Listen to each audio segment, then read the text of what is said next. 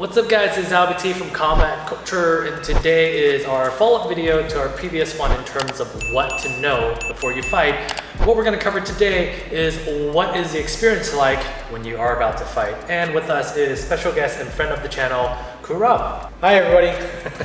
So Kru Rob, you have coached fighters for about 15 years already, right? And of varying levels, right? Like inner clubs all the way to amateurs and professionals. Yes sir. So Kru Rob, let's just say we have decided we're going to fight and our coach is okay with it. How does the matchup process work? How do I know I'm not going to get matched up with somebody that's way out of my league and potentially beat me up?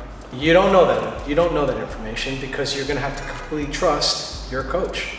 Your coach is the one that's going to be speaking with the matchmaker from said promotion, whatever that is. They're going to work with the promotion's matchmaker to find an adequate and fair matchup for you. And when do I typically know who I'm matched up with? Is that information they usually share? When you finally get your matchup, the communication should be between you and your coach as far as that's concerned. It shouldn't come from anywhere else. After your coach goes through the normal communication lines with the promotion's matchmaker, they'll agree to a particular match at a particular weight, at a particular rule set.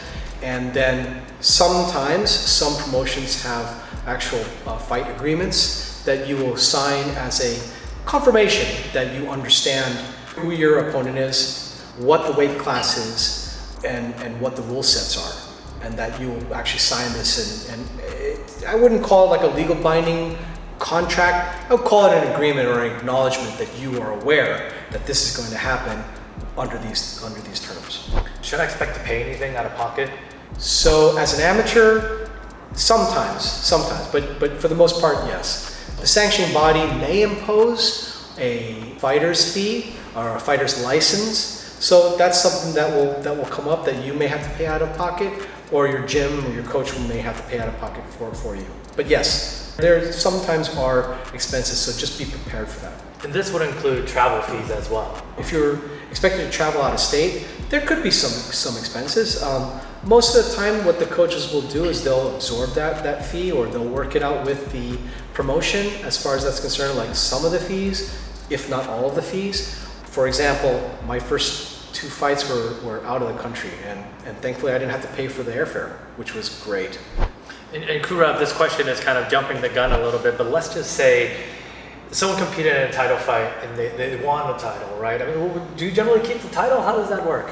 After you having, like however many fights, it's now time for you to have a title fight against another challenger. You win that belt, you are expected to defend that belt, no matter how long that would be. Typically what it should be is the next time that promotion has an event, you should defend that title. You don't really win a title if you win it from somebody that was trying to defend it. It's not really yours until you actually defend it.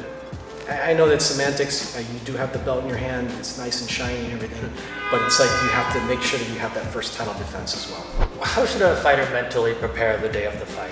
You should be completely zoned in. You should already know exactly what you need to do. You should be going over everything that you've done in the last 6 to 8 weeks as far as strategy is concerned, knowing what you're going to do, just making sure that you're just thinking about the fight and all the things that can happen. Also, with a grain of salt, you should be just excited that you're gonna have your fight. A question we get asked a lot, I'm sure you've seen a lot in your career. What if I'm off weight the day of the weigh-in? The day of the weigh-in. So usually the weigh-ins generally they're either the day before or they're the day of. Now, there's an argument for both. I'm not gonna get into that right now. So the question is that what happens if I'm off weight? So if you're off weight, especially if this is a title fight, you need to make that weight. And you're gonna have to do it however you're gonna do it.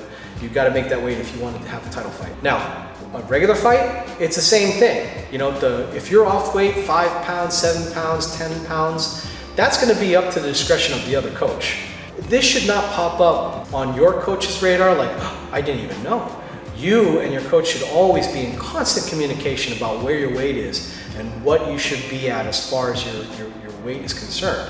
If you are 5 to 7 pounds heavy in the next hour or two that you're supposed to weigh in, at least now your coach will be able to communicate that with the other side or with the promotion, and then you can start talking about how am I going to drop this weight. As a fighter, what are some things I should bring with me to the fight, and what are some things that I should maybe expect my coach to bring? You're gonna need a dry set of clothes, towel, deodorant, right? If you wanted to freshen up, maybe you're going out afterwards with all your friends, you should always bring some sort of a snack, a bottle of water. I wouldn't recommend bringing anything like a Gatorade or any of the thermogenic drinks or something like that. They frown on that because they don't know exactly what you're putting in there. What is the general process, the day of the fight? What can I expect, once I show up? What's the general process like? A lot of waiting. Expect to be waiting. It's just funny because it's like, I've been waiting to mention this, but you will be sitting and waiting and waiting and waiting. Now, if it's your first fight, your first couple fights, guess what?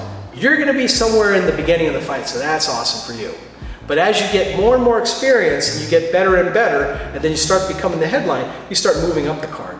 But guess what? You still have to show up, right? As everybody else does. What happens if my opponent drops out? So this is something that can't be avoided because it is part of the fight game. Opponents can drop out up to the last minute. They can drop out.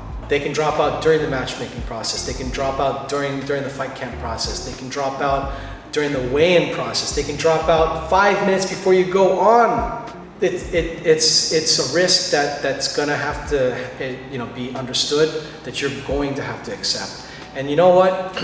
It is what it is. Now, whether or not they did that on purpose or if that was like completely by accident, that's not for you to decide and not for you to get upset. The best scenario for this is if the person drops out during the matchmaking process. That's the best time because hopefully at that point, they'll be able to call their people and their people's people and maybe be able to connect another fighter for you.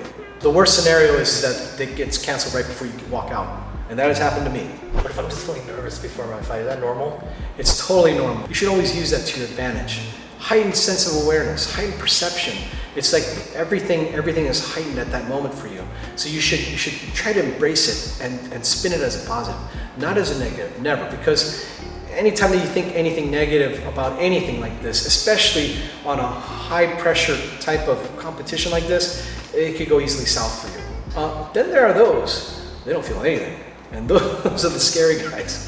Those are the scary men and women that they don't feel anything and they're just ready to do business. So that's the other side of it. What is the expectation of wrapping my hands? Is that something I do myself? Does my coach do it? Is there somebody at the event that does it for me? When you're preparing for a bout, generally what's expected is that your corner is going to wrap your hands for you. Now, what does that mean? It's not the same thing as like taking some hand wraps and just wrapping your hands. It can be in certain situations like tournaments. They'll just use the hand wraps and just tape it off. But you have an actual fight, your coaches are expected to wrap your hands. Members of your team are expected to wrap your hands. What that means is basically having the gauze on and then having the taping it off and putting it in such a way that it helps protect your wrist, thumb, and knuckles. Kru Rob, in talking about your corner and your corner men and women, what is their role? Cornermen, their role is to serve you, is to support you as the fighter. What I just said might not go well with other people, they might not agree with this, but it's the truth. It's not about you as the cornerman. Look at me, I'm in the corner. This has nothing to do with you. It's about making sure that your fighter has everything that they need leading up to the fight, in between the rounds. They have all the knowledge and preparation, making sure that they have water, making sure that they have grease or Vaseline on their face, making sure that their mouthpiece is clean, making sure that they don't have any bruises on their face. If they do, making sure that they have the end swell to reduce the swelling on the bruises. It's making sure that if you need to make an adjustment on your fight strategy, then they have to have that knowledge and to give that information to you right away. All you have is you've got 20 seconds or less. And they're only going to remember a piece of that information. So you got to make sure that it's short and it's sweet. What if I am competing and I get knocked down? What kind of tips, pointers do you have for me then? The second that you get knocked down, you should stay put right where you are for the first couple seconds. You need to make sure that you have your feet underneath you. Because those that pop up, maybe their equilibrium is still off. And then when they get up, they're a little bit groggy like this. That's what the referee's looking for. He's going to be watching you like this. You pop up and you're swaying, he's going to wave off the fight right away. So one of the strategies is get up on one knee, hang out there for a second or two. And then if you feel like your legs are under you, then you get up. But if you know that you can't get up, just stay down. It is what it is. So Kru Rob, the last question for you today is, what kind of sage advice do you have for somebody that's competing for the first time? Listen to your coach. Everything that your coach is telling you, you've trusted them up to this point. Don't waver from that trust. I mean, if you've come this far, that's it. There's nothing more to say.